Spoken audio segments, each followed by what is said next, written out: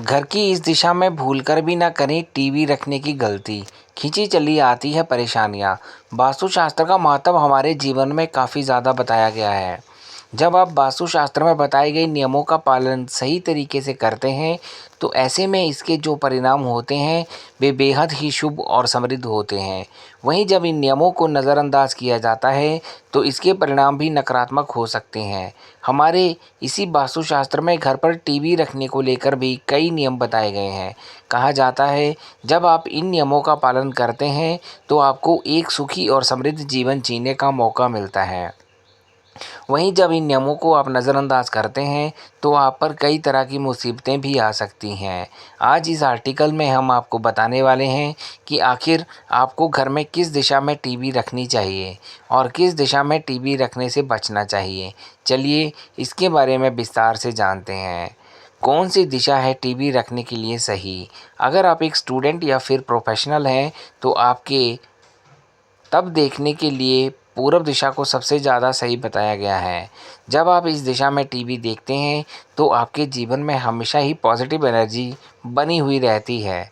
आर्थिक रूप से मजबूत बनने के लिए किस दिशा में रखें टीवी। अगर आप आर्थिक रूप से संपन्न होना चाहते हैं तो आपको उत्तर दिशा में टीवी को रखना चाहिए। इस दिशा को हमेशा से ही कुबेर जी का दिशा माना गया है। जब आप इस दिशा में टीवी रखते हैं तो समृद्धि खुद आपकी तरफ खींची चली आती है। बेडरूम में टीवी रखने का क्या होता है परिणाम।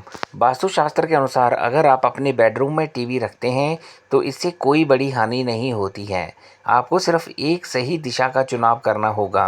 अगर आप अपने बिस्तर के सामने टीवी को रखते हैं तो आपको उसे ढककर रखना चाहिए।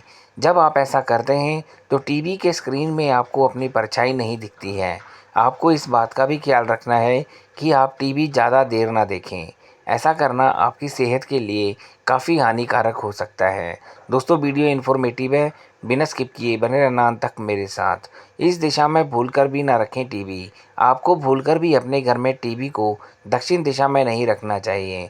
इस दिशा को हमेशा से ही यमराज की दिशा माना गया है। जब आप इस दिशा में टीवी रखते हैं तो आपके जीवन और घर पर नेगेटिव एनर्जी का प्रकोप बढ़ता चला जाता है।